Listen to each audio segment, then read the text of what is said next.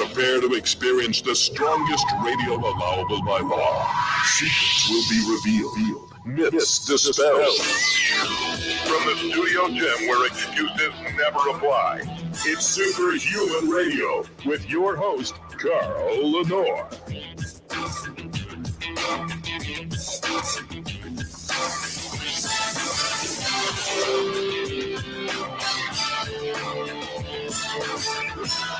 Hey, welcome back to another episode of Superhuman Radio. We have a really great show today. During the first hour, we're going to be joined by Dr. Carole Hooven, and she is with the Department of Human Evolutionary Biology at Harvard University and wrote a fascinating book about my favorite hormone, testosterone. And we're going to be discussing that in just a couple minutes. We'll tell you where you can get the book also. Later in the show, Dustin Baker is going to join us. You know, when I first started using growth hormone, it was actually 2007. And I was using the A4M model of 0.8 IUs a day, 5 days a week. Back then, there was no such thing as adult growth hormone deficiency. But today there is. A lot of the medical orthodoxy now recognizes it. And we're going to talk about the symptoms so you know what they are as well. Before we get started, we have to thank our title sponsor, and that's Legendary Foods. They are the makers of the Tasty Pastry. They took something that was horrible for us, the Pop-Tart, and made it healthy. Less than 1 gram of sugar, 20 grams of high-quality protein, 4 to 5 net carbs if you're a low-carb person, like me. But the best part is you'll eat them because they're delicious. Your kids will eat them. Children hate healthy snacks, but you will have to fight them over every last legendary tasty pastry. Go to shrnetwork.biz/legendary. Use the code SHR10 to save 10% off.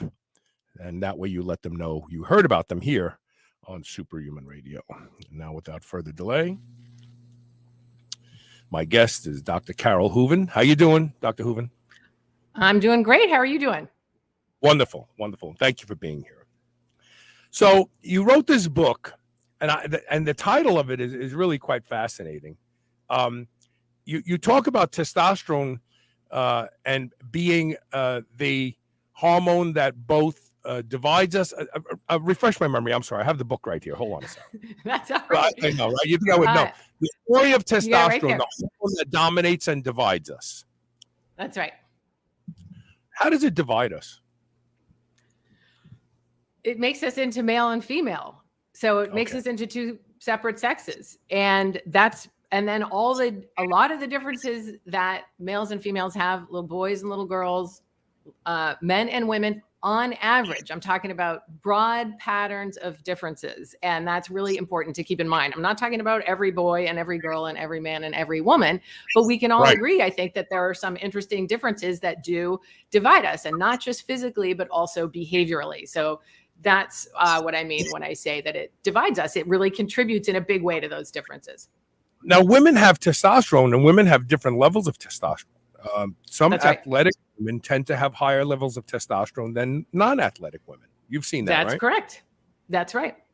Yeah. And one interesting finding that I was just looking into again today, because someone was kind of challenging it, was the finding that women who have polycystic ovarian syndrome are overrepresented in elite athletics. And the reason for that is, although it can be a really disabling, painful condition, it also provides physical advantages in terms of hemoglobin, which powers our muscles and helps to make us better athletes, but also in terms of muscle mass and strength. So in women, even a little bit more testosterone than the average can really make a big athletic difference. But in men, it's really, you don't have the same kind of situation. Men have an advantage over women because they have 10 to 15, sometimes even 20 times the amount of women. So it's not about those little differences in men, because you can have a very good athlete who doesn't have a huge amount of testosterone for a typical man. So there's a difference there.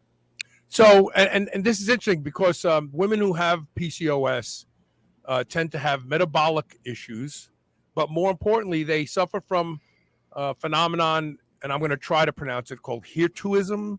but it's hirsutism. Yeah. Yes. So it's kind of like a masculinizing. They tend to have hair on their face and little hairier than normal, and that probably comes from the conversion of testosterone to DHT, right? Very good. That's right. And yeah, so depending on the severity of the condition, the symptoms will really mirror the amount of androgens produced by those cysts. And there can be acne because that's a DHT, which is an androgen derivative that's produced or exacerbated, I should say, by DHT with 5-alpha reductase converting testosterone into dihydrotestosterone. And then so that's because DHT is active in sebaceous glands and hair follicles. And that's also why I just have to make a little diversion. That's also the same hormone, of course, that helps to masculinize genitalia in male fetal development, and sometimes in female fetal development. But so it's that, it's active in the skin, right? It's active in some other tissues too, even the brain, but it has a really important role in the skin, in the reproductive organs. And then it has these masculinizing features for, you have to shave, you're losing, but you have a receding hairline. And that's also DHT. And then, of course, women, if they have even like levels of androgens, say caused by PCOS, which are still squarely within, pretty much within the female range, but on the very high end. Right. That can start to cause some, issues with acne and facial hair, which can be very distressing, obviously, for women. It's really funny. We just had a sensible scientific discussion, and we agreed that testosterone produces, the male genitalia. And it's really weird because while you were talking about that, I was thinking in the background of my head, all the nonsense that's going on today. Like, well, what is a woman? Oh, I can't answer that. It's like, we really lost our marbles a little bit, but that's okay. But it's so refreshing. I don't think it is okay. It's all pretty upsetting. I'm saying it's okay because there's people out there who that's their version of reality. But but we need to be. What's upsetting is we can't talk to each other. We need to hear each other out. Ask questions. Make your statements. Let's have evidence. Let's debate it. And You're that's not what I have about science. I'm still waiting for a man who's pregnant to come forth. And I don't mean a woman. People who identify as men, and that's the issue, but it is exceedingly rare. That's very rare because I have to say, like most, there's a lot of differences in how people feel, but most females who transition to become trans men and live as men, they don't want to have their periods. They don't want to have that function because it can increase their gender dysphoria.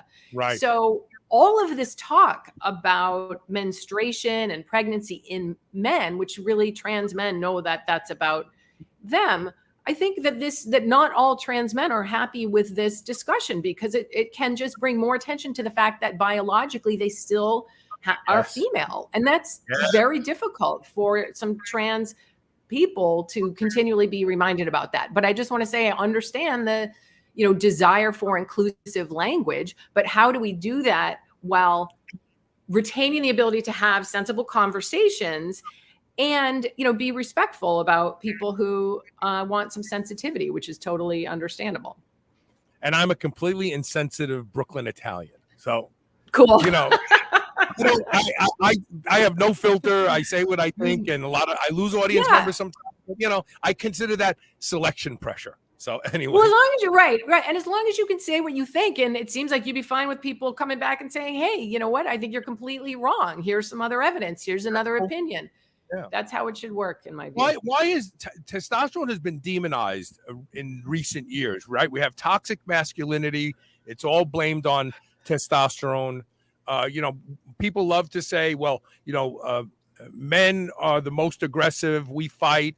We start the wars and all that sort of stuff. I don't know that men truly start the wars, but why has testosterone gotten such a bad rap? When my father's generation, it was golden. When I was born in the 50s, my father was a really masculine truck driver, and they called him a knockaround guy. He could punch him, and he'd get back up and punch you back. But today, why is testosterone so demonized? Well, for the reasons you're saying. And I think some of that is, first of all, I have this opinion that I have gotten. This is like, I think the only I think opinion of mine that I've expressed publicly that I've had real pushback on, surprisingly. And that's, I don't like the term toxic masculinity, and I get very upset about it. And I don't know if that's because I have a son. It really upsets me. Like, I cry when I talk about it, and I probably will cry again because I do that on like every time I speak publicly, basically, because I'm a woman and I have a lot of estrogen. My boy is not because I tried to get him into sports. I used to play baseball. I tried to get him into that. It's not because we raised him to be this way. He's a like relatively gentle kid. He doesn't really like sports. He's at theater camp right now. He's playing Romeo. I mean, he's into girls, but he's like not super, tough or whatever.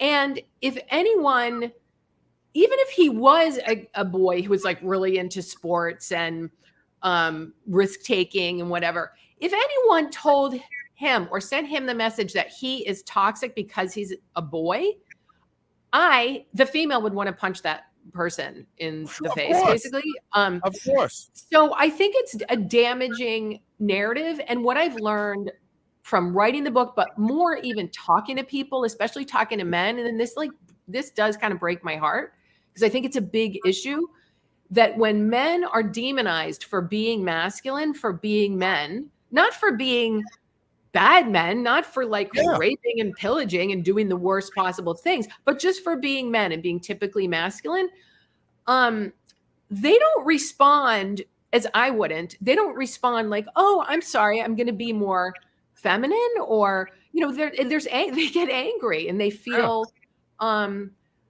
judged and misunderstood.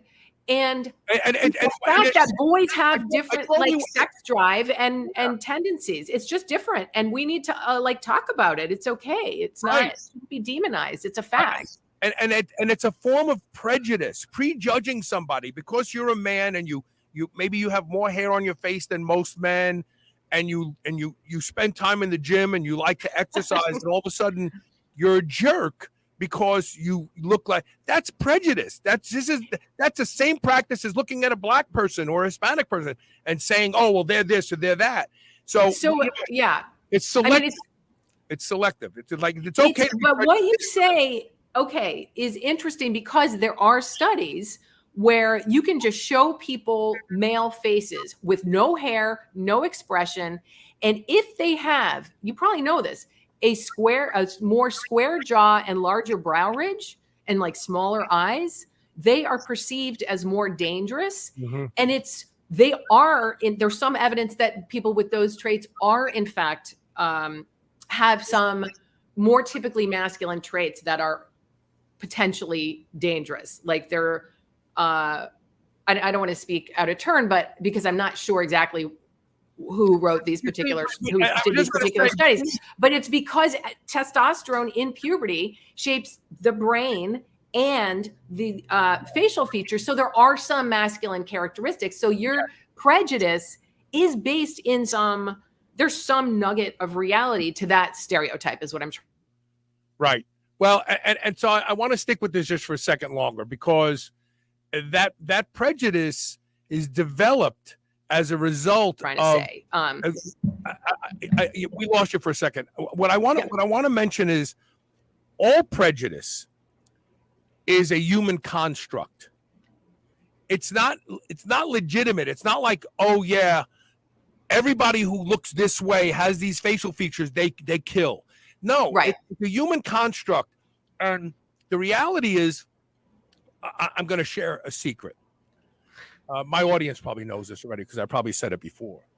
But when I was going through my divorce, I was a competitive powerlifter at the time. And I was using ridiculous doses of testosterone, of masteron.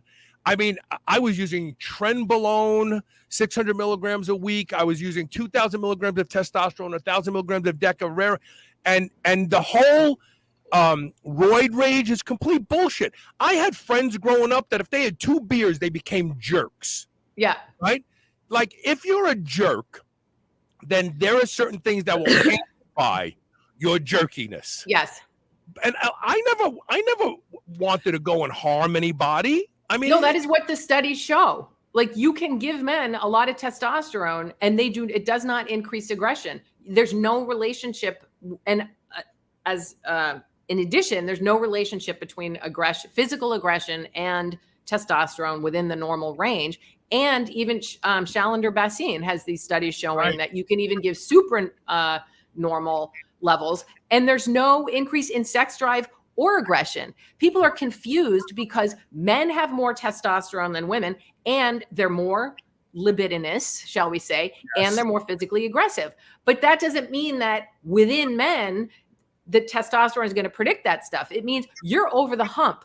You had it in utero, you had it in puberty, and you have the body and the brain to engage in some male reproductive strategies that females aren't, designed by evolution to engage in. And then you're interacting with culture where there is prejudice, and there are people who are just responding to you based on how you look. As you know, if you were a weightlifter, it changes everything. So just by virtue of being a man and having testosterone and having masculine features, your whole social environment changes.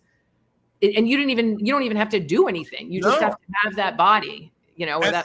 And it's also important to notate that more men successfully commit suicide. More men are in institutions for drug and alcohol abuse. More men are in institutions for criminal activity. More men. We are really the weaker sex. Like, when it comes down to it, if you look at weakness as the ability to control your emotions and your environment, men are the ones that need saving. Right? Women don't control their emotions better than men. I think they just don't have. I mean, women are just as angry as men, and even. This is a difficult finding for people to digest, but domestic abuse, rates of sort of lower level domestic abuse are equal between the sexes. What is not equal is men will beat the shit out of their partner, and they're more likely to kill them. Right. So, but women are equally, they lose it. Like I don't know that it's true that women can control their anger. They control, it's not even control, because they have more empathy that kind of kicks in at a certain level of violence, where that doesn't kick in men. Testosterone actually suppresses that and allows larger range, let's say, of physical risk taking, which also means they're going to save people's lives at higher rates than women do. They take risks to help people, so I want to save the lives of strangers, and they die doing it.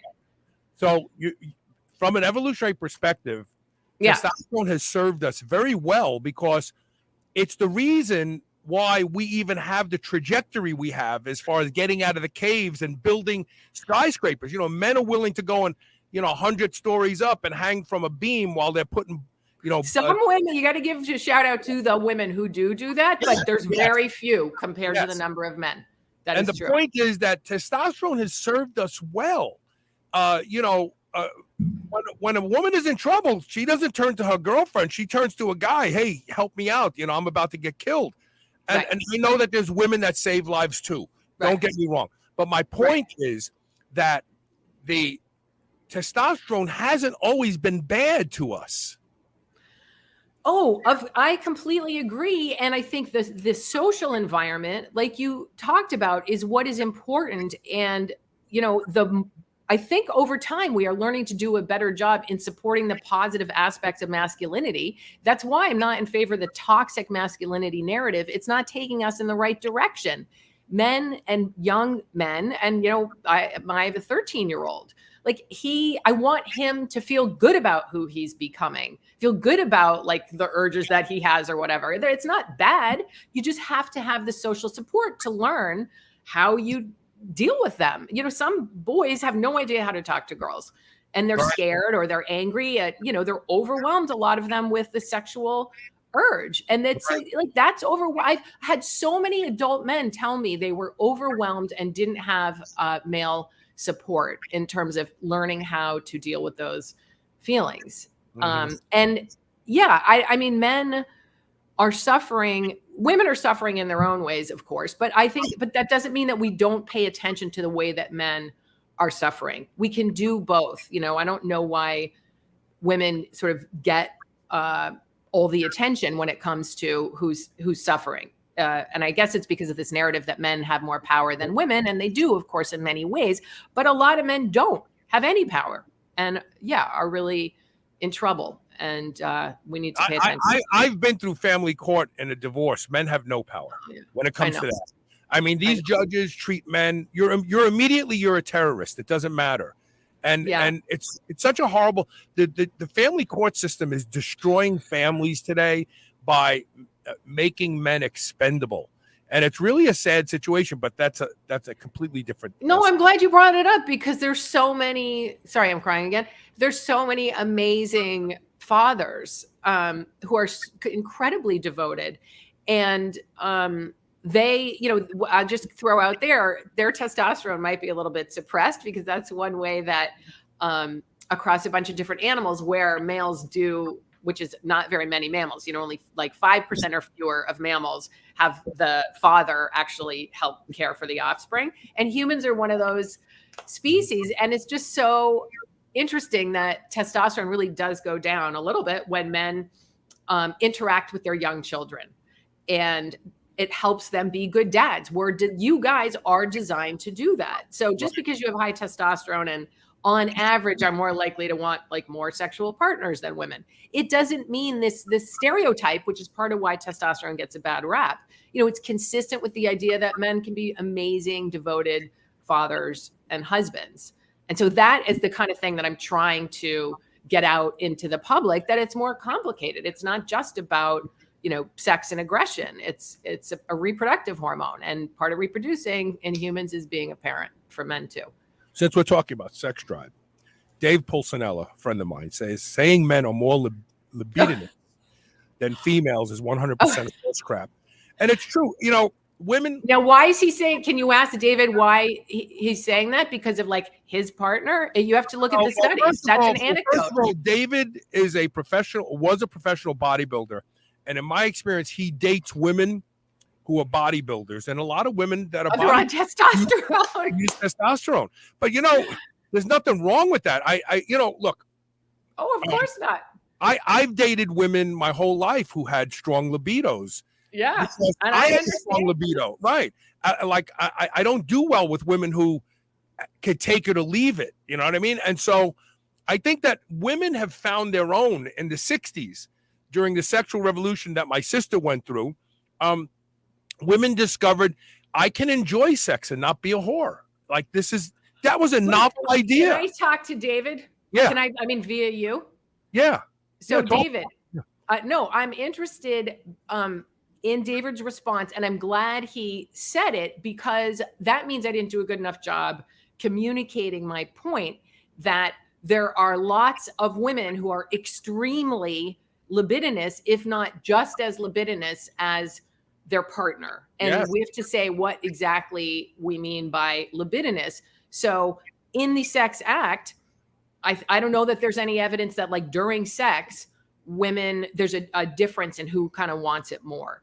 But there is good evidence that on average, with overlap here, men definitely want more sexual partners, more sexual variety. And that's different than libidinous. But they also tend to want sex more often than women do. There are definitely women who want just as much sex as men, but it's not unusual it's less unusual in relationships for the woman to want more sex than the man. Yeah, so, and that's a problem as we get older. My father used to complain. My mother had to have a hysterectomy in her 40s, and she just had no interest in sex. Yeah. And my poor father used to complain to her, like, Florrie, come on, like. And I used to say to Mom, help him out, do something. And she was like, oh, I'm an old woman, I don't do that anymore. But the reality is that, okay, when I was in my 20s, I lived in Las Vegas. So yes, I used to call it sport effing. Okay. Go out to meet girls solely to have sex and maybe date a little. Like, that's not super unusual. Yeah. But once I got married, I may as well be married now. I've been with Elisa for 12 years, and I don't want to have sex with anybody but her. But you're right. I definitely want more sex than she wants. Well, no, you brought up an interesting point because David looks like a young guy. How old is David? He's probably I bet David's in his late 40s, early 50s. He may have. Okay, well, David, you look great. And if he's dating younger women, I mean, this changes over the life course of. Right. So younger women are more libidinous generally than older women. I'm not saying older women are not libidinous. I mean, it'd be easier to say horny, but I don't want to be too crass here. So yeah, but it's that's why the important point is on average, men want it more. But that, perhaps I have to take more time and convey that in a more kind of precise way because it can be misinterpreted. So John Zarbach's saying, should we clarify the type of sex women want as opposed to men? Can we define sex a bit more than just the physical act of releasing orgasm? I think this is important to clarify. So, yeah, women want to make love a lot. I mean, if you're with a woman for a while, not all of them. I mean, some just want a good, thrashing. Yeah. But John,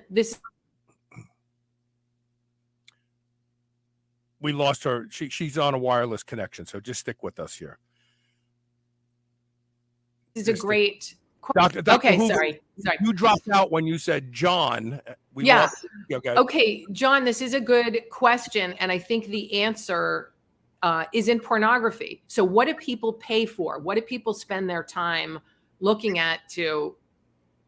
I don't know. Get them off. Can I say that? Oh yeah, to be aroused. Yeah. Okay, to be aroused. Well, it's more than aroused, right? So, what kind of sex do people even just want to look at? So men and women like on average, very different kinds of pornography. Men are more visually aroused.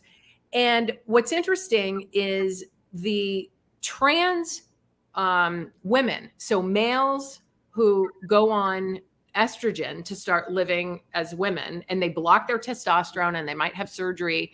And also trans men, so females who transition to the other sex hormonally not everybody transitions hormonally. People can transition in all different ways. Right.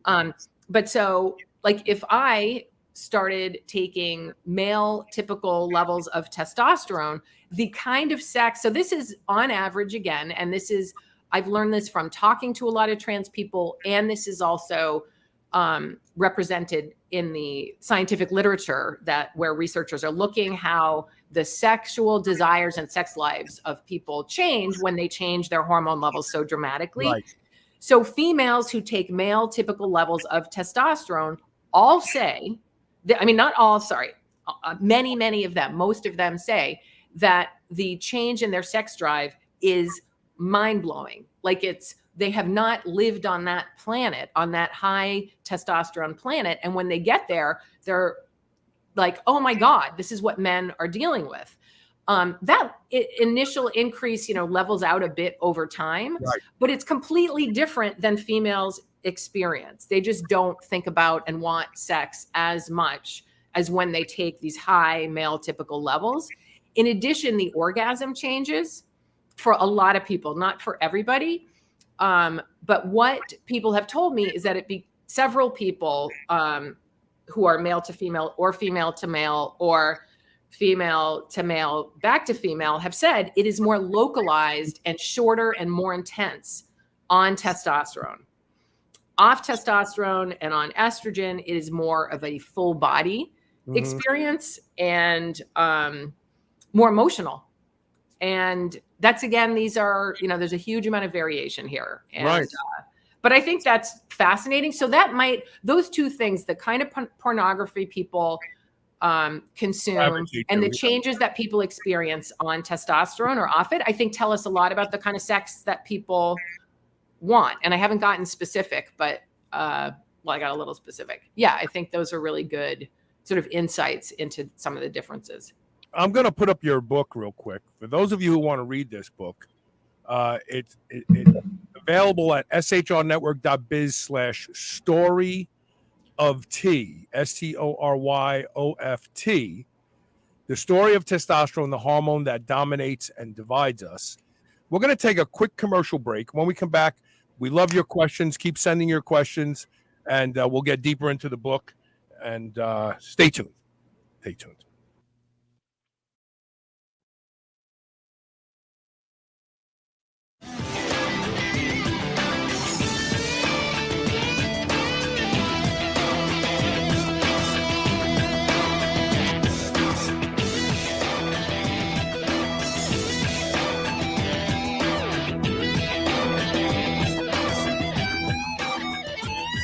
Are you suffering from signs of an unhappy gut? Diversity is the key to healthy, robust inner ecosystem. Body Ecology probiotic liquids are made by fermenting organic seeds, biodynamic brown rice, and chickpeas together to create a diverse culture found nowhere else on Earth. It's the secret to restoring your gut's microbiome for a healthier digestive tract, improved immune function, and longevity. Take 20% off by visiting the website shrnetwork.biz/bodyeco. shrnetwork.biz/bodyeco. That's BODYECO. And using the code SHR20. Remember those rectangular toaster pastries you used to love when you were a kid? Well, Legendary Foods has just made them better. The new cake-style tasty pastry is like nothing you've ever had before. With 20 grams of high-quality protein and less than 1 gram of sugar, you'll feel like you're cheating, but you're not. Go to shrnetwork.biz/legendary and use the code SHR10 to save 10% off your purchase of tasty pastries. Now available in cookies and cream, red velvet cake, birthday cake, blueberry, strawberry, brown sugar cinnamon, and hot fudge sundae. Go to shrnetwork.biz/legendary and use code SHR10 today. I would easily say that I am the hugest proponent you will ever meet to doing anything that will improve the quality of my sleep. And that's because sleep is linked to just about every metabolic disorder we see in our population today. One of the easiest things you can do to improve the quality of your sleep is to get a pillow that can be shaped into the exact form factor that allows you to get your best night's sleep. And that is MyPillow. I've been sleeping with MyPillow for a few years now, and I can tell you that when I have to travel and stay in hotels, I don't get a good night's sleep because I don't have MyPillow with me. Right now, you can save up to 60% off of everything offered to improve the quality of your sleep at shrnetwork.biz/mypillow when you use the code SHR. Or you can call toll-free 800-889-4938. And remember to use code SHR to save up to 60% off of everything at their website. P3OM from Bioptimizers is a patented prebiotic and probiotic supplement with Lactobacillus plantarum OM. It has now been upgraded to P3OM 2.0 with the addition of a superfood formulation that makes it 2 times stronger, as well as optimizes L. plantarum's strength. So it's more powerful than ever, which means that not only will it help you completely digest all animal proteins, it also reduces cortisol, causes deep relaxation and better sleep, and reduces stress. Go to shrnetwork.biz/P3-OM today and use the code SHR10 to save 10% off. Being superhuman means being conscientious about the choices we make. White Oak Pastures is superhuman when it comes to raising livestock. They're committed to animal welfare, land regeneration, and rural revival. They responsibly manage the entire process from the pasture to your doorstep. High-quality, pasture-raised, great-tasting meat from a farm you can trust. Full nose-to-tail selections. They even have options for your pet. Go to shrnetwork.biz/whiteoak and use the code SUPERHUMAN to save 10% off your entire first order. Never before has a product been so appropriately named as Botanic Tonics Feel Free. This plant-based elixir combines a variety of different effective compounds, all from raw plant materials that at different doses provide you with completely different experiences. A third of a bottle puts you in the zone and makes you very focused and is ideal for a non-stimulating pre-workout. It also has a mild analgesic effect for us older lifters who have soreness and little pains and aches that keep us from training as ferociously as we want. A half a bottle will create a mild euphoric effect that will allow you to forego consuming alcohol but still be socially lubricated and have fun. I have never had a product deliver on its name the way Botanic Tonics Feel Free does, and I won't ever be without it, and you shouldn't either. Go to shrnetwork.biz/feelfree and use the code SHR40 for 40% off your first order. I promise you, you will not be disappointed.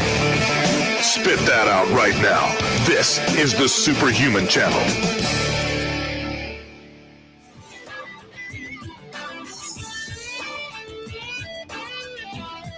Welcome back. We're talking with Dr. Carole Hooven. We're talking about her book, which talks about testosterone, the story of testosterone, the hormone that, God, what the hell just happened to my screen? The hormone that drives us and divides us. Is that what it was? I'm sorry. My screen. No, you know what? I thought about putting drives in the title. Dominate, something like drives, dominates and divides us, because I do think it kind of drives us, but it's just the story of testosterone, the hormone that dominates and divides us. And now I think the title should have been shorter. No, I think it's good. SHR story of T/story of T is where you can learn more about it.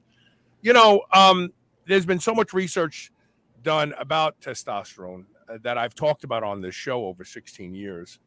And it's funny that it's still blamed for so many things. But is there any evidence that there are some bad things about testosterone? Like you said about risk. So one time, about 3 or 4 years ago, I said on the show, when you see more dead squirrels on the road, it's because it's the mating season and the males are chasing females and they're not paying attention because they're so horny. And somebody years later said that he stopped and saw a dead squirrel and with a stick lifted its tail and saw that it had testicles. And he said, I guess your theory is right, at least in this case. But risk is actually one of the reasons that high testosterone men suffer injuries. That really is the truth, isn't it? Okay, this is a big question. I got to just start with the animals because I think I wrote about the red deer in the rut during mating season because that's a spectacular way to see the effects of testosterone on male reproductive behavior, which is what that male aggression is about. Mm-hmm. And they're peaceful outside of mating season. The males live together. They don't have big weapons on their head. The females can't get pregnant. That's the whole point. All this male behavior and physiology and weaponry is mapped onto female fertility. So everything changes when the females are in estrus. And while the females can be somewhat aggressive, it's not a good strategy for them because it interferes with their ability to reproduce for the most part. I mean, they can get benefits from being aggressive, but being too aggressive is bad. For males, that too aggressive bar is a lot higher because they get direct reproductive benefits. They're not parenting. So in mating season, yes, the testicles come online, and that's when testosterone is up and sperm get made. So evolution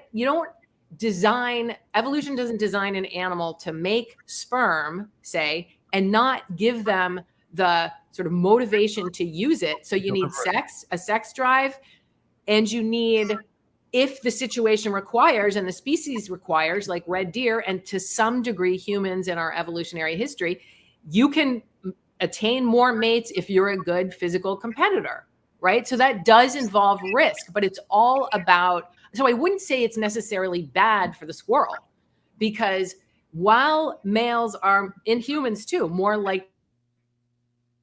I'm sorry, I'm sniffing here.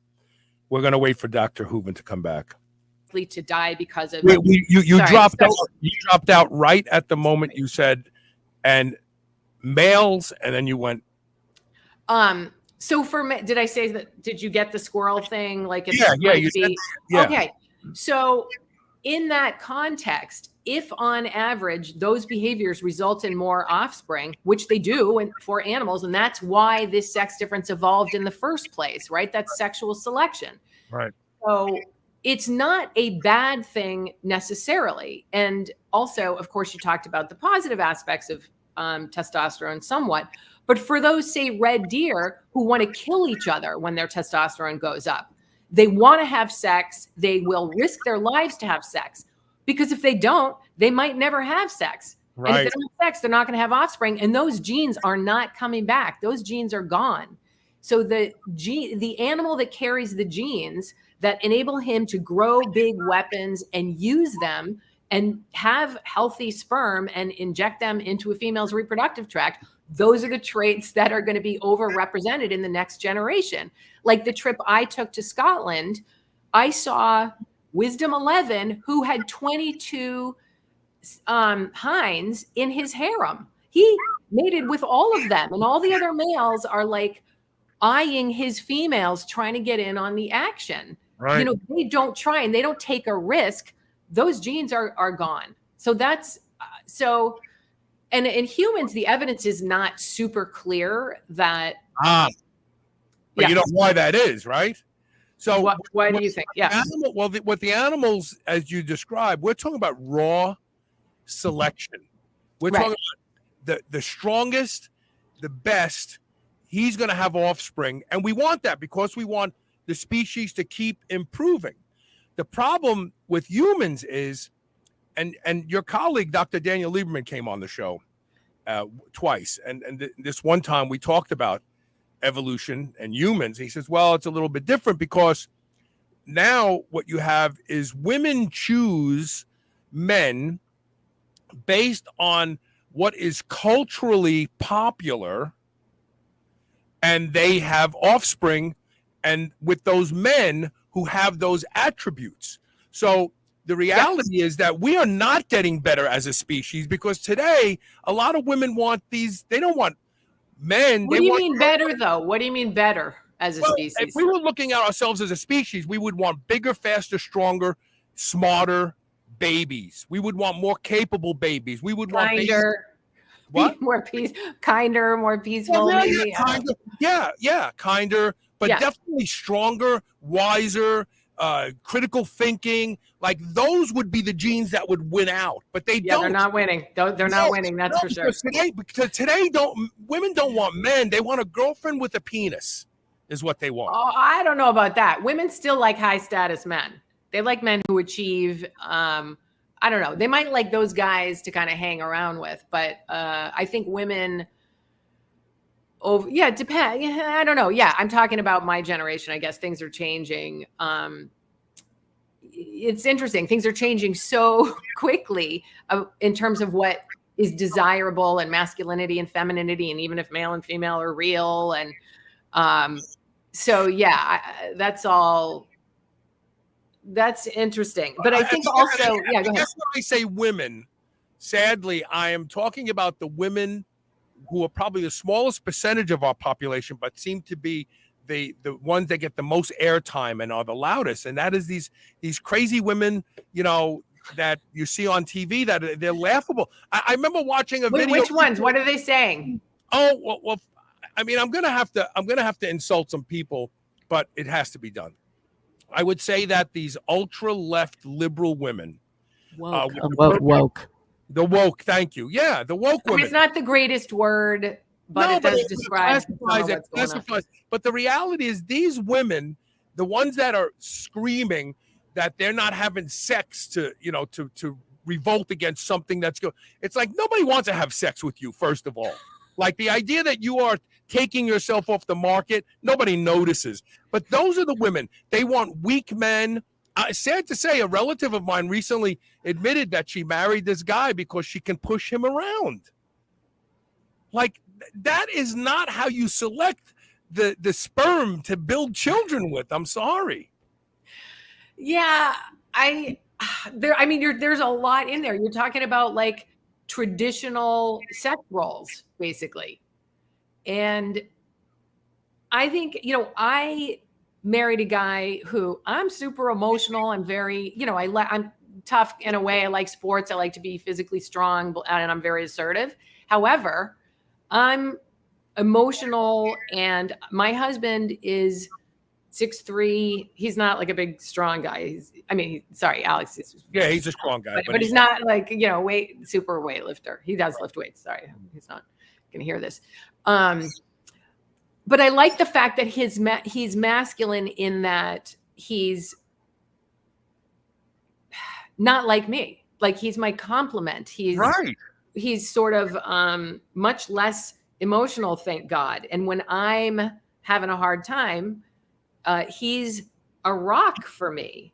And I think that is part of just normal sex differences. Again, of course, there's a huge amount of variation there, but I think, this is so hard to comment on because I think some things do need to change. Like there's a lot of people who don't conform to those sex roles, right? And I feel like they should be able to do whatever they want. But that doesn't mean you have to abolish traditional, or denigrate those norms. Right. That's okay too. Like if you want to be masculine, if you want to be feminine, I don't really care what sex you are, but nobody should be pressuring you to be anything. And I don't think we should be working to destroy masculinity and femininity. I think they do serve a social purpose. Yeah. I don't know if how much history you study, but Rome, the Roman Empire, right before people voted with their feet and left. People think that Roman Empire dissolved. No, they just left Rome. They went other places. They're like, this is crazy. The Roman Empire, right before it disappeared, was exactly where the United States is right now. They were arguing about masculine versus feminine traits, and more men needed to be more feminine, and they rebuked the Greco-Roman, stronger is better, and they played that down, and the politics got nasty and dirty, and politicians were stealing money. I mean, it's exactly where we are today here, and Go. No, I was just going to ask, since you know a lot about history, because I've been hearing some people who I respect saying that the sort of one of the steps in really destroying the present culture or society is to destroy notions of male and female and masculinity and femininity, because these are very basic sort of underpinnings of culture. And so I don't know, are we going through this great transition that everybody should celebrate because everyone can be free and we can, embrace more diversity? Or is this something that we should really be pushing back against? I mean, I personally am pushing back against the idea that people aren't allowed to talk about this, even to question what's happening. Right. Of course we should be talking about this. There's some stuff happening that is not evidence-based, and language is changing, and you're not allowed to use certain words. And why is that exactly? Is that, to me, that's a kind of authoritarianism. And that, to me, is heading in the wrong direction. Our language is being controlled. About 5 years ago, I started saying on this show, because I saw what was coming. And if people who've listened to this show long enough, maybe if one of you is watching, you can mention whether or not you've ever heard me say this. I said, but 5 years from now, we're going to have breeders and non-breeders. We're not even going to have men and women. We're not going to have trans men, trans women. We're just going to have breeders and non-breeders, people who choose to have children and people who choose or don't have children. And we're seeing that now. I mean, it's basically because you can't say woman. You have to say people with uteruses, people who menstruate, whatever. And I said this 5 years ago. I'm not the smartest guy in the world, but I can see things projected out. Yeah. And I think what's going to happen next with society in general is we are going to become more compartmentalized. We're going to start having states create new state bill of rights or whatever you want to call them, and they're going to say this is a conservative state. We will abide by conservative values, and if you don't want to be here, then move. Because we're already seeing it, right? We already see people flocking to Florida. We already see people flocking to other states that have conservative values, and they're running their states such a way. And we see states that are running their states more leftist, and we see people flocking to them. That actually is a good thing. If people would, it's impossible to split the country in the middle and say, okay, you go to the left and we'll go to the right. It's going to become cellular. It's going to be statewide, and we're going to have centralized currency. So if you blow your money on, illegal immigrants and stuff like that, that's good for you, but it's not going to affect us. But it's going to happen. It's going to happen. It may take 50 years, but it's going to happen. This is distressing to me partly because I am an educator and I'm a scientist and I'm embedded within a academic institution of higher education. And it was always my view that journalism and academic institutions were the safeguards. We're the ones who are going to find the truth and tell it to people and train. I try to help my students search for the truth, and that's the most important thing, is what is true and how do we communicate it, and how do we think, how do we challenge other people's views when we disagree. And our language is being taken away. So I've gotten in trouble because I refused to give up saying male and female. I mean, and I went on like Fox and Friends and said what I think about those words. And I got into a lot of trouble within my institution. And that to me is what is helping to contribute to what you're talking about. Right. Because where are the balls? Where are the people who are supposed to be in charge, who are like supposed to protect people like me and say, no, she's an educator. Leave her alone. She didn't do anything wrong. Did anyone do that? No. And I'm not the only one that this is happening to. Oh, I know. Your feed dropped out. You're not the only one that this is happening to. It's happening.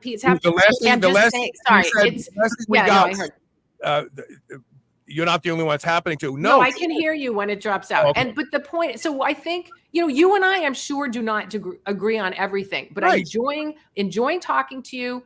I'm totally open to your point of view. I want to understand it. I want to understand what shaped it, what your evidence is, whatever. I think that's so important. And when that is not allowed, then what you're talking about is going to happen.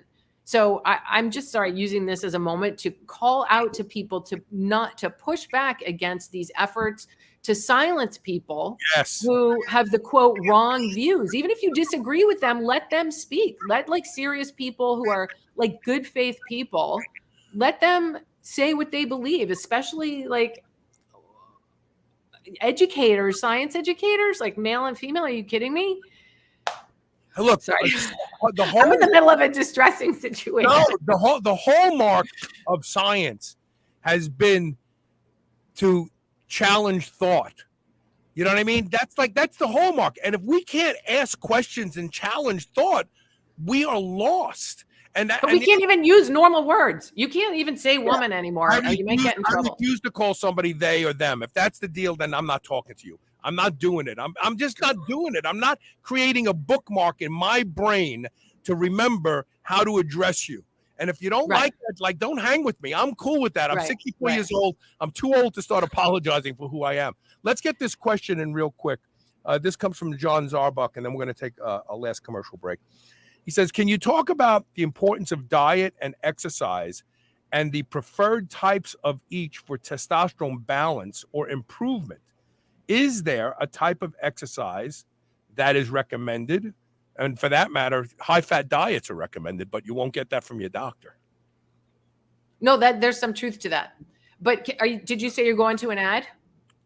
After we answer this question. Okay, so this is an interesting question because what is T balance and what is T improvement, first of all? And is he looking to increase his testosterone? And if so, why? And what is he expecting to get? Is it like below the normal range? Or is John, I don't know anything about John, but if John is feeling like lethargic and lacking energy or lacking sex drive or whatever it is, that's the primary issue to look into. So I'm not a doctor, obviously. I mean, I have a PhD, but I'm not one of those people who puts Dr. Hooven in my like Twitter bio. Right. No, I don't think I do. So I think that the best thing you can do is to get healthy as possible, just normal, healthy exercise and eating. You don't want to do you don't want to do like an ultra marathon. You don't want to do biking. That like endurance sports tend to suppress T. Sex hormones. Suppresses sex hormones. Yes, suppresses sex hormones. But I think the most like losing weight, if you have extra fat has aromatase, which you probably know converts testosterone into estrogen. That can actually, increase the estrogen levels. So the ratio gets screwed up there and you can get some gynecomastia. But overall, from everything I know and have researched, it is just healthy, normal eating habits. Don't smoke, don't drink too much, exercise regularly, lifting weights. I think there's some, literature on lifting weights. I don't know, Carl, maybe you think it's more consistent. I know there's like an elevation post testosterone exercise, but I don't know of evidence that that elevation is maintained with increased muscle. If you lift every day and it elevates after that. Okay, right. I mean, there's no doubt about it. But I want to take a break and talk about something more fascinating. So here in the United States, we're all looking for higher and higher testosterone levels, right? We got ads for natural testosterone boosters all the time on TV. Low T is a big thing. But let's talk about hunter-gatherers when we come back. Let's finish the show on the hunter-gatherers because this is fascinating. Maybe we don't need as high of a level of testosterone as we think we do. Maybe we just need to get the stuff that's competing with testosterone at the androgen receptor out of our lives. Stay tuned. We'll be right back.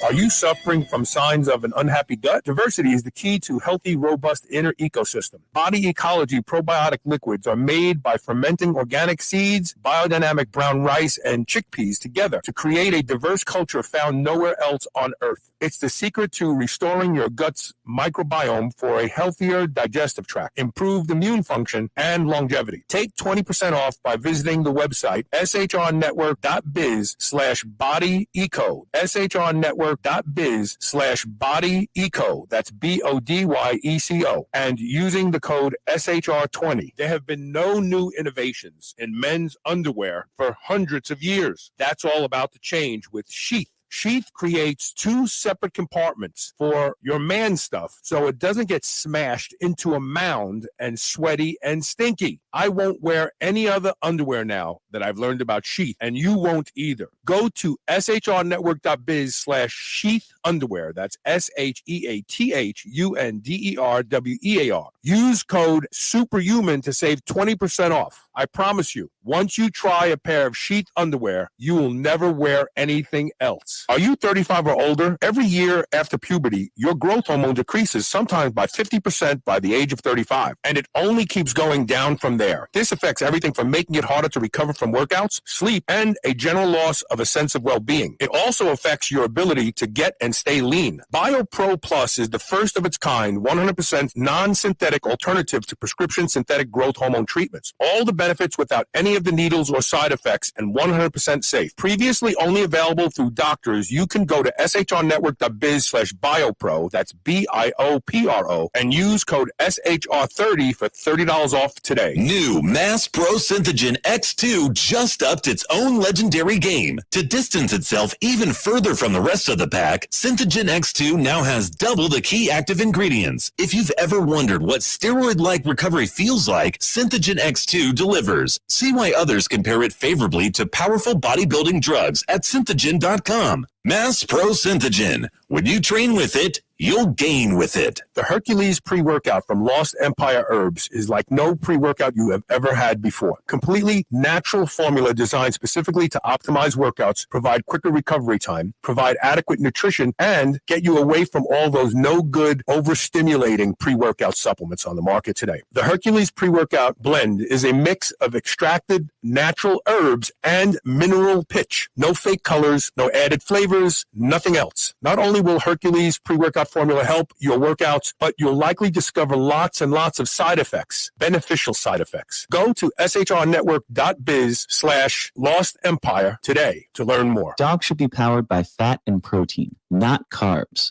That's why Visionary Pet makes low-carb, ketogenic dog food for dogs of all breeds and life stages. From kibble to freeze-dried and even low-carb treats, all Visionary Pet recipes are very low-carb, ketogenic, and made with 100% real meat protein. Shop now and use code SHR for 20% off your first order today. Your dog deserves the lifelong benefits of optimal nutrition. Make the switch to Visionary and see why smart dogs eat low carb. You're listening to the Superhuman Channel. Don't hate us because we feel good.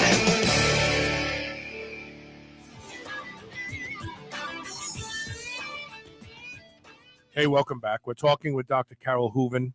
A little bit later in the show, Dustin Baker is going to join me. We're going to talk about adult growth hormone deficiency. It's a real thing. When I first started growth hormone, it wasn't a real thing. But now more and more physicians are starting to recognize it. It takes proper testing to determine if that's your problem. But we'll get into that in a little bit. So I learned something fascinating before we started the show today, Dr. Hooven, and that is that when we look at hunter-gatherer, intact hunter-gatherer populations today, we see that their men have much lower testosterone than we would think they would, right?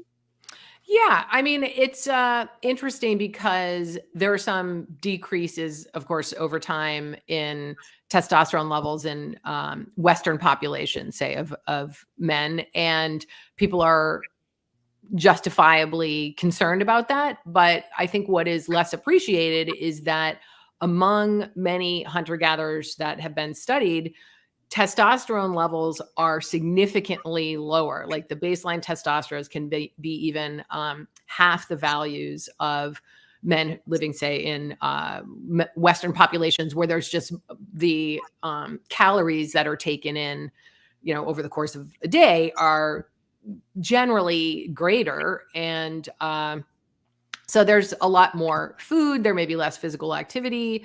But the testosterone levels are much higher. And part of the reason is because there's more energy available to support the functions that testosterone supports. And so what's interesting is that the hunter-gatherers who have been studied on a bunch of different continents have these lower, I should say, than we have. We might be the weird ones, of course, with having these very high levels.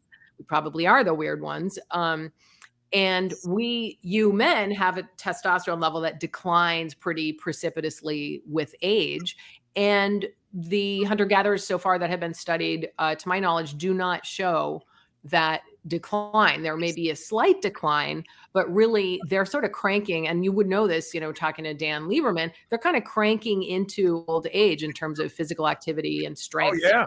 They're still contributing. And then they die, and they don't have this slow decline of health and everything else like we tend to. And the testosterone levels mirror that. So they stay, pretty relative to when they were young. They stay high for their lifetimes. That's fascinating and counterintuitive. The thing that we deal with here is an altered microbiome. I think of a show we did about 8 years ago called Missing Microbes, where we discussed the fact that the introduction of antibiotics made us bigger. We had bigger children, a shift in the microbiome and I always get bacteroidetes and firmicutes mixed up, but one of them extracts more energy out of everything we eat, and the availability of that energy builds bigger people. And you can see. No, it's so interesting. Yeah. But we also know the microbiome has a symbiotic relationship with sex hormones. And not just sex hormones, like L-reuteri correlates with higher levels of oxytocin, which is more bonding and sympathetic and empathetic. Well, what's interesting, so serotonin is also produced at huge levels in the gut.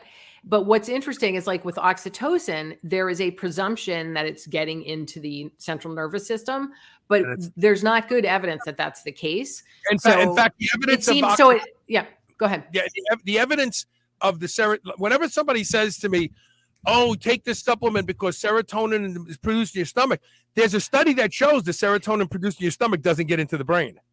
So it can be degraded, but it's also steroids, of course, our sex hormones can go anywhere blood goes. They go right into the central nervous system, affect our neuronal activity, profoundly shape our behavior. Oxytocin, say, when a woman is breastfeeding, the baby is suckling, she's producing lots of oxytocin to cause the little contractions in the mammary glands that allow the milk letdown.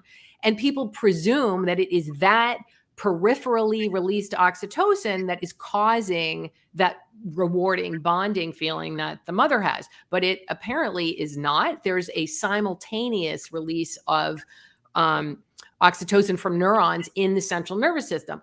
So far as I haven't like gotten into this literature in the last couple of years, but there's no evidence that all this oxytocin or whatever hormones you're talking about, people are just like, oh, take this hormone. And they don't know that it may or may not make it into the brain to actually affect your mood or anything else.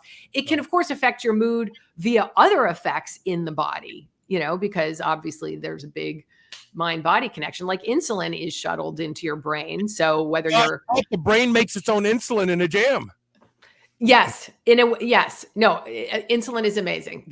And people don't know how many hormones the neurons make. Like they make testosterone and estrogen. The brain, in blunt force trauma, the brain makes its own estradiol. It takes androgens and turns it because that suppresses swelling. Yeah. Oh, okay. I didn't know that. Yeah. The fibroblast activation factor. Good for you. You know a lot. Estrogen docks in the FAF receptor and stops the brain from swelling. Yeah. Huh. Yeah, there's a lot of aromatase in there. I mean, it's really interesting, all the steroids that are produced in the brain that people don't really. The point that I want to make is those hunter-gatherers probably, it's like if you ever go to a concert, when you leave the concert and you get back in your car and you turn your radio on, you can't hear it. But meanwhile, that's the volume you drove there on. That's right. That's exactly right. Well, it's very possible that we need higher testosterone levels. Because testosterone has negative feedback loop. It tells the body to produce more gonadotropin releasing hormone. We don't have enough. Why? Well, it could be because of the chemicals that are in our body that are docking in the androgen receptor, like phthalates and other anti-androgens. It also could be the xenoestrogens. I mean, we live in a soup of crap, and we don't even know. Maybe we could get by with 500 nanograms a deciliter and be masculine and strong if we didn't have the competitiveness of all these other chemicals that are competing with testosterone. No, I'm glad you brought that up because, well, I'm sure your listeners understand that the amount of testosterone you have in your body is not necessarily a reflection of its activity. Of course, it's not only you probably already know about this, that it's not only the density of the receptors, but it's this thing called the CAG repeat in the protein that comprises the androgen receptor. So the length of that repeat is inversely related to the CAG repeat, is inversely related to the ability of that androgen receptor and testosterone complex to initiate or suppress gene transcription, because that's what it does. It's basically acts as a transcription factor. So there's variation in the ability of, the androgen receptor, given your particular genetics that code for the androgen receptor. So you may have a lot of receptors, but if they're crappy at, altering gene transcription, then even if you have a lot of same amount of testosterone as someone else, and it's not going to do the same. Or what's docking in it. So, we have to remember that things that have an affinity to the androgen receptor may not trigger every domain of that androgen receptor. Yeah, so they're antagonists. They're agonists and antagonists. Well, we have pharmaceutical companies looking at SERMs and SARMs as an alternative because those molecules will activate these 4 domains and leave these 6 alone. We don't even know the phytoandrogens, the xenoandrogens, the xenoestrogens. They probably act like selective receptor modulators too. They're not endowing you with everything that the testosterone would, and it's blocking the testosterone from even getting in. Yeah, I mean, there's some people that hard at work trying to figure all this out. It's so, it's a booming area right now. We have so much to learn. I mean, the gut. Have you had anybody on to talk about the gut and microbiome? For years. I started talking about the microbiome in 2010. Rachel Carmody at Harvard. Oh, you've had a lot of people. Yeah, but I'll have her on. Okay. I'm always looking for more. Yeah, she's fantastic. And would you email Lisa, Rachel Carmody? And she's also got some excellent grad students who could come on because she's super busy. But I mean, every time I go to a talk by that lab, I'm just blown away by everything that is being discovered and how fast these discoveries are being made. It's such a profound part of who we are. I know. And we have no idea. Really, we have no idea. I know. It's like looking at the cosmos. We don't know everything. Right. There's a whole world in there, and like that's really the mind-body connection. It's real. I want to put the book back up. For those of you who want to buy the book, go to shrnetwork.biz/story of T. It's all one word, STORYOFT. The book is called The Story of Testosterone, the Hormone That Dominates and Divides Us. This has been a titillating and fascinating discussion. You know what? I am so happy that you came on the show. Thank you. I'm so happy to be here. You have contributed so much more than just the discussion of testosterone today. It's really fascinating. And you're welcome. Thank you. Anytime you have more information you want to share with my audience, great. Just drop a piece of the line and we'll get you right back on. Okay, thanks so much. Thanks for being here. Thanks for all the good questions. I really appreciated it. Take care. All right, we're going to take one quick commercial break. And when we come back, we're going to be joined by Dustin Baker to discuss adult growth hormone deficiency. When I first started on growth hormone, it was hard for me to even get because they did not recognize adult growth hormone deficiency. But now even organizations like Cedars-Sinai recognize it. And we're going to discuss the symptoms because when you hear the symptoms, they sound a lot like getting old. So we'll talk about that when we come back. Stay tuned. You're listening to and watching Superhuman Radio.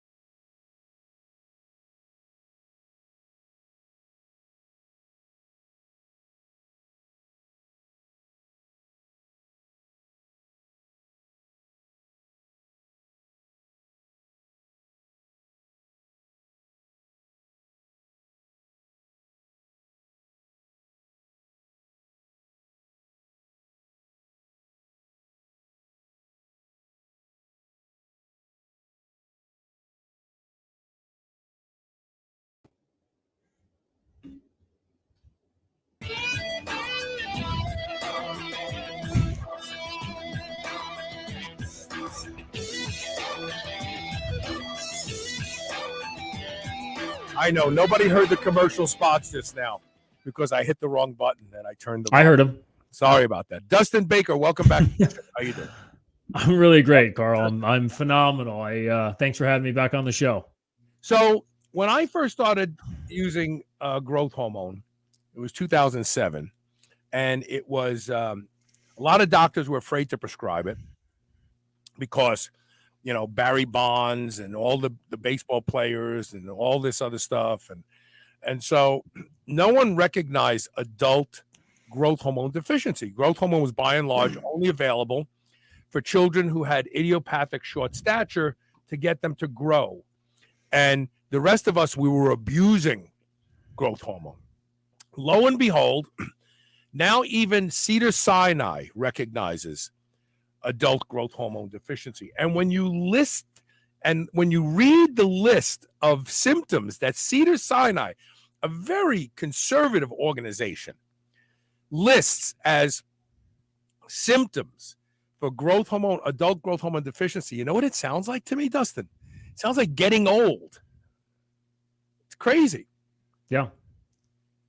Listen to these: higher level of body fat, especially around the waist, anxiety and or depression, decreased sexual function and interest, fatigue, feeling of being isolated from other people, greater sensitivity to heat and cold, less muscle, lean body mass, less strength, stamina, and ability to exercise without taking a rest, reduced bone density, and tendency to have more bone fractures as you get older, changes in the makeup of cholesterol.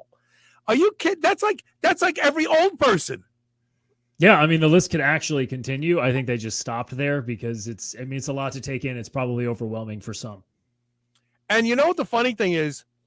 Now is growth hormone for adults becoming in vogue. It's really sad because a lot of people could have benefited from it. One of the things that they don't list is growth hormone is profoundly important for your brain and brain function. 100%. They don't talk about it. So obviously, growth hormone is still pretty out of reach for most people. It's very expensive, and it also requires that you inject yourself, and that's still not a very popular thing amongst the American population, right? I mean, no, I'm 37. I'm the perfect kind of poster child for potentially somebody who would be interested in looking into HGH therapy. And I don't like needles. I don't like it for testosterone replacement. I don't like it for HGH. I'm not saying that it, doesn't have its perfect place for some individuals. It's just not really my bag, for lack of a better term. But if you suffer from those symptoms, there is something you can do to kind of test the theory that maybe it's from low growth hormone. And that is BioPro's human growth hormone product, which actually is delivered sublingually under your tongue. And we have had people talking and praising it since they started advertising on the show. If you go to shrnetwork.biz/biopro, BIOPRO, you can use the code SHR30 and get $30 off. But talk about the history of BioPro. BioPro originally was only available through doctors. Isn't that correct? Yeah, I mean, that's accurate. It's still available in clinics all over the United States and outside the United States at this point. But it's really like it's not difficult to understand the science behind it. A hormone is a chemical that's created in your body to create a reaction, right? And it's created and something at the end of that to create the change in your body. That's all a hormone is. Well, before human growth hormone's used, it's transformed into growth factors. Growth factors are cellular signals. They're just signals that go out into your blood to tell your body to do stuff, to tell cells to do things. So as your growth hormone goes down, which it naturally does every single year after you finish puberty, your cellular signals, what you and what was Dr. What was her name? Caroline? Hooven. Dr. Hooven. Hooven, Dr. Hooven, we're talking about, you guys were getting into the synapse and the way that the neurons respond, et cetera. Well, there's always some sort of a beginning to that. There's always some sort of cell signal. That's all that growth hormones turn into is cellular signals. So that's just all we do. We give you the cellular signals without inducing or, introducing the actual hormone. So there's no side effects or no negative feedback loop, which you mentioned before as well. So if you take frank growth hormone, which I do, Yeah. you have to you don't see anything probably for the first month. The first thing that you notice after about a month of taking it is you notice your skin looks a little different. You may even notice that your hair is growing faster. All of a sudden now you need to go get a haircut a little sooner than normal. But the real magic of growth hormone doesn't happen for about 6 months, and that is the changes in bone mineralization, the increase in energy and stamina, the increase in recovery from workout to workout. And I think that people think that growth hormone is like magic, like you take one injection and, oh my God, I'm going to feel so good. But that's not the case, is it? No, that's the case with a lot of things. People want to take something once or twice and then they're magically this different person, right? And as fun as that might seem and as cool as that might seem, it's just not really reality for a lot of different stuff. You're telling your body to create new cells, right? You're signaling cellular division and multiplication. It doesn't matter what you're taking. It's anything like that is going to take time. You mentioned skin.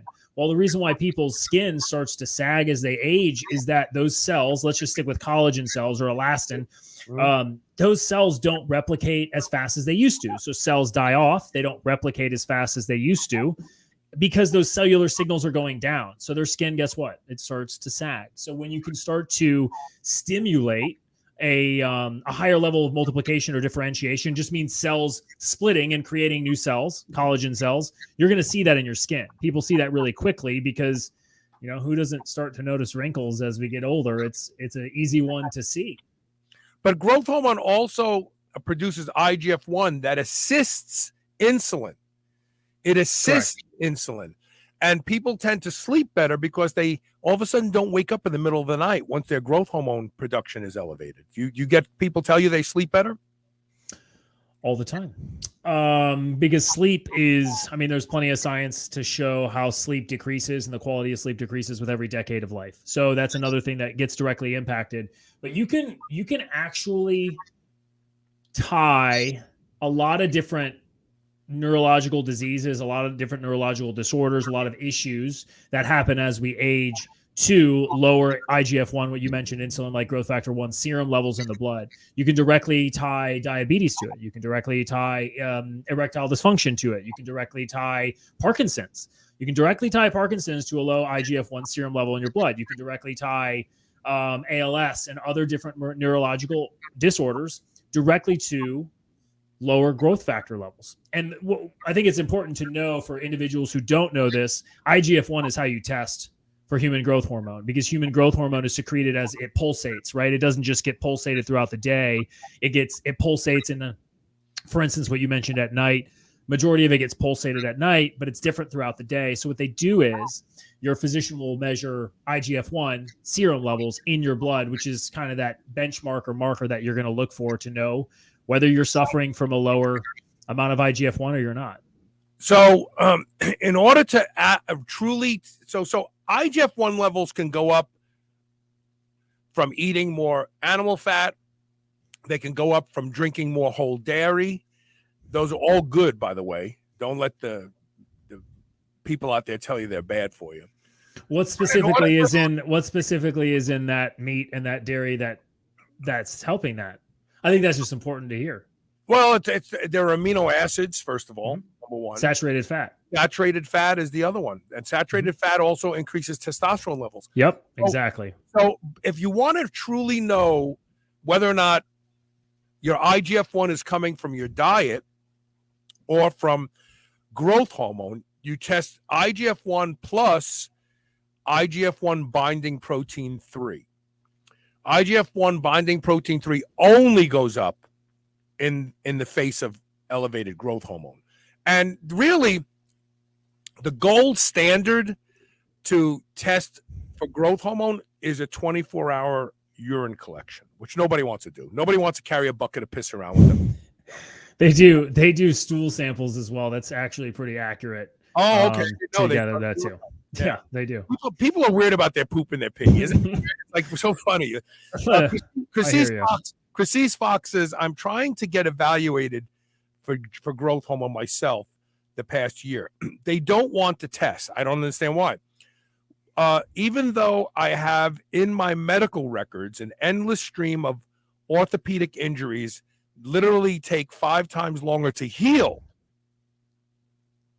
they throw me under the bus with, oh, you have EDS. I don't know what that is, EDS. Delayed healing is standard. I don't know what EDS is. But maybe all of us have EDS. Wow, seriously, I had only the usable arm for 2 years. And humerus fracture, a humerus fracture, okay, should have healed in 12 weeks, but it didn't. So the reality is that you could just start using BioPro Plus. You really could. Ehlers-Danlos syndrome, EDS. I've heard of it before. I don't know what it is. Ehlers-Danlos syndrome. So you could just start using BioPro Plus, and then you can go to any lab test now or any of those walk-in lab places and get your IGF-1 levels tested before and after. I mean, that you could do yourself. You don't need your doctor's permission to do that. However, getting your doctor to test for growth hormone levels is difficult unless your doctor is very progressive. Most doctors don't test for IGF-1 levels unless the patient asks for it, and then they warn you, well, insurance won't cover that. You'll have to pay for it yourself. I mean, it's just easier to take steps yourself and see what happens. So she has a genetic connective tissue issue. That's what EDS is. Yeah, and growth hormone is magic for connective tissue.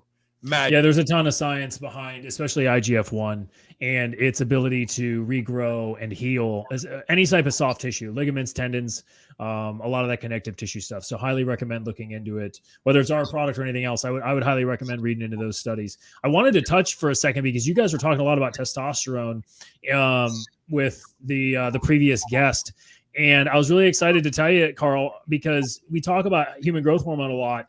And I think one of the things that we hear from BioPro Plus users all the time, or the first question that they ask if they're males is, hey, how does this help me with testosterone? And we're very quick to say, hey, this is not a TRT. This is not a testosterone replacement therapy.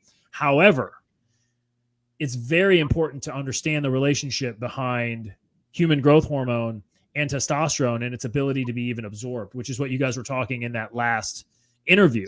And I think that's a huge factor that's being overlooked because you're right. Doctors are never testing for it. And we did another test with some specific patients, and we saw in a 90-day increase with a gentleman who's 37 years old, we saw a 120 plus point increase in free testosterone in less than 90 days. And the only thing that they changed was adding BioPro Plus into their regimen. Nothing else changed. In fact, the only thing that would have happened was his testosterone would have gone down because of the increase in his training schedule and how much he was pushing himself. But the only thing that was added was BioPro Plus, and he had over 120 point increase. I mean, that's kind of like, and we have the blood work before and after to prove it. Like, the data is really incredible.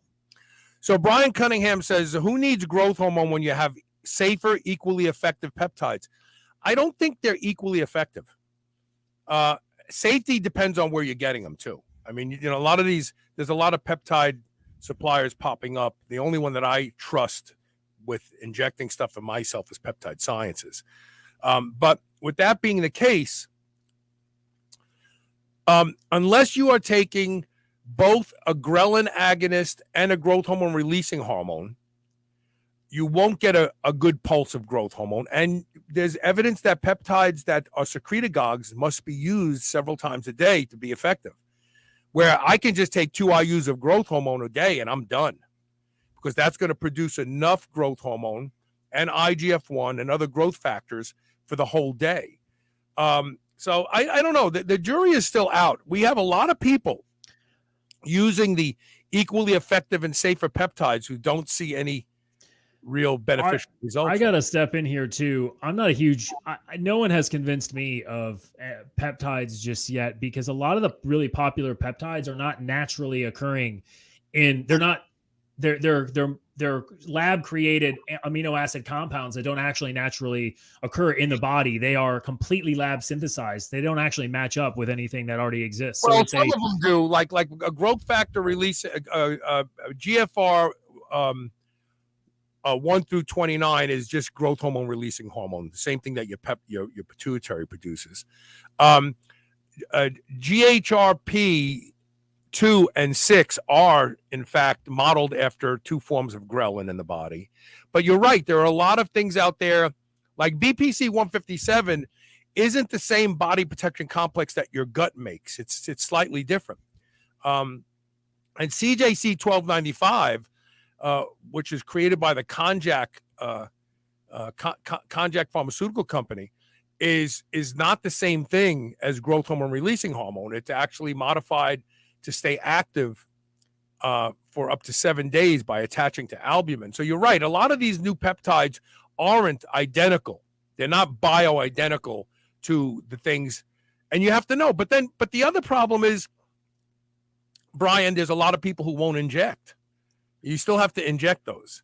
And a lot of people will say, no, I don't want to inject anything. Is there something that I can use without injecting? The oral route, and this is why a lot of would-be bodybuilders are still using Dianabol and Anavar and Anadrol, because they don't want to stick a needle in their ass. And those are taxing on the liver. People are afraid of injections. I know grown-ups that are afraid of injections. You know what I mean? So, again, they're looking for an oral route. And BioPro Plus is an oral route. When they first became a sponsor, I reviewed probably, 24, 25 different redacted with the names removed patient study, blood work that showed a dramatic increase in IGF-1 over the course of a couple months of using the stuff. So I know it works. That was the only way I would let them on the show, because I was like, yeah, there's a lot of people who say they have something that'll raise growth hormone and it doesn't.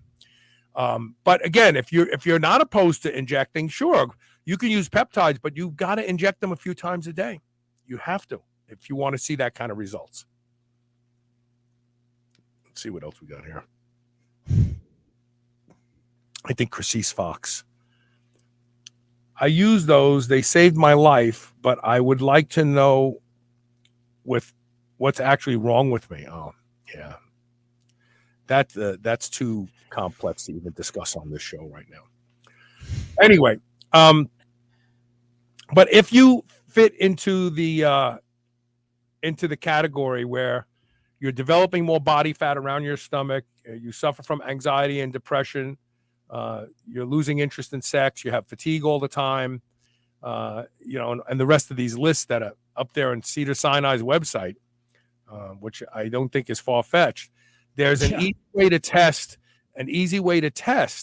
to see if, in fact, growth hormone will improve your life. And the way to do that is to go to shrnetwork.biz/biopro, BIOPRO, use the code SHR30 and start using BioPro today. And they have two different forms. They have one that you take in the morning and one you take before bed. And both of them are very, very different, what they provide, but both of them are very, very effective. And I would suggest that you have blood work done before. Go to any lab test now and have your IGF-1 levels tested, and then use this for a couple months and go back and see. And I think what you'll find out is your IGF levels have gone up, and that means good things are bound to happen the longer you stay on it. So there you go. Did I miss anything, Dustin? I don't think so. I think you're good to go. I mean, you do so well on the show. I was like, I always come on. I'm like, I sit in the waiting room and I listen to whoever you have on speak, and it's like, Carl, I don't know, man. The ability to hear or like regurgitate and actually communicate all of these different levels that you've studied, like we're specialists, right? So each individual you have on is a specialist, and we focus on what we know and what we focus on. And like, I always sit in the back and I'm always listening. I'm like, what are they talking about today? It's like, it's really, a lot of the stuff is way over my head. It's not my specialty. So it's like, wow, man, to step into the batter's box like you do all the time and really be able to know what's going on is impressive, dude. I hate to say it. I had a guy a couple of weeks ago. I did a show a couple years ago about the real causes of skin cancer. It's not the sun. And I'll talk to any dermatologist and I'll completely stifle them with my questions if they think it's the sun. And the reality is that skin cancer is a result of your diet. The sun is an unwilling participant. I know people who have never had their shirt off and never been in the sun that get skin cancer. How do you explain that one? There's a study that shows that sub-Saharan Africans get less skin cancer than Americans until they move to America. What's that about? They're in the sun all the time. They don't get skin cancer, but they move to the United States and they're subjected to this shit diet we eat here, and then they get skin cancer. And so this well-meaning kid was like, well, do you even have a degree? Where do you come off? Like, and I said, I've interviewed the most brilliant people in medicine and science for 16 years. That qualifies me to have an opinion. Like, you went to school for 4 years, 6 years to get your PhD. Like, I'm still going to fucking school. I'm going to school tomorrow morning again, you know, and I'm talking to people who are on the bleeding edge of research. The stuff I'm talking about won't make it to clinical medicine for 5 to 10 years, but it will make it. It will be there. I know. So, you know, I'm not an expert. You know what I am? I'm a perpetual student. I show up here every day with my ears open and my willingness to learn new things. I've had to change my position thousands of times because something new came along. I don't own any of these ideas, so I don't have to protect my little fiefdom and dig my heels in and say, oh, you're wrong, I'm right. You know, I'm just here to learn. That's it. And I hear you. Part of it is regurgitating, like you said. I repeat things. So that's it. All right, one more time. Let me just promote the product one more time. Sure. If you want to give it a try and you want to see if growth hormone will change your life without having to inject or buy peptides and inject them, go to shrnetwork.biz/biopro and use the code SHR30 for $30 off your order. They have a daytime version and a nighttime version. You can communicate with them to determine which one will be best for you. Give it a try. Get your IGF-1 levels tested ahead of time. Go to any lab test now or one of those places where you can walk in and get it done. You'll probably be surprised what you see. Hey, I had something else I wanted to throw in too. It's like, if anybody that's listening has any questions or they want to, you know, they're waiting for kind of they've been listening or seen me on the show before and waiting to kind of take the plunge. If you go to our Instagram right now and you DM us, I'll have somebody send you an additional $10 off. That'll be in addition to the code already. So that way it'll cover your shipping or whatever, but it'll get it to you faster and it'll, you know, knock a few bucks off. But go, you know, follow us on Instagram at Bioprotein Tech, BIOPROTEINTECH. Send us a, hey, Dustin said, give me $10 off. They'll send you a new code. You can add it to whatever you're using already and, you know, help give you that extra little push. What's the IG again? Say it slower this time. Biopro. Sure. That's literally the name, Bioprotein Tech. BIOPROTEINTECH. Bioprotein Tech. Yeah, go there and ask for another $10 off. Do it. Yeah, just ask them. Be like, hey, I heard $10 off again on SHR. And be like, okay, cool. Somebody will shoot you a code. And that's it for today. We jumped out of the gate with a great show today. Don't forget to share the show. And Dustin, we'll see you soon. And I'll see everybody tomorrow. Don't forget, muscle is metabolic currency. Get into that gym and make a deposit today. See you tomorrow.